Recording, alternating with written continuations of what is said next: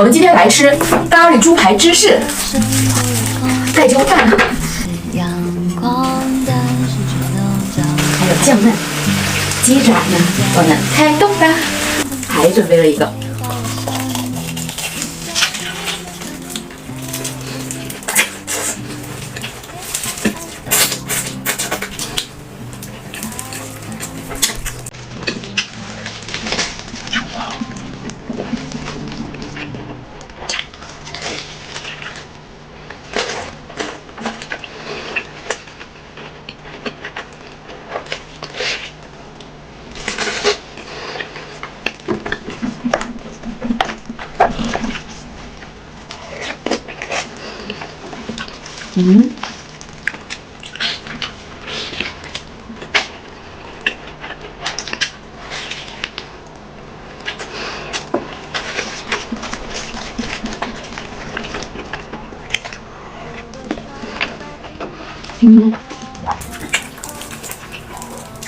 酱焖虎皮鸡爪。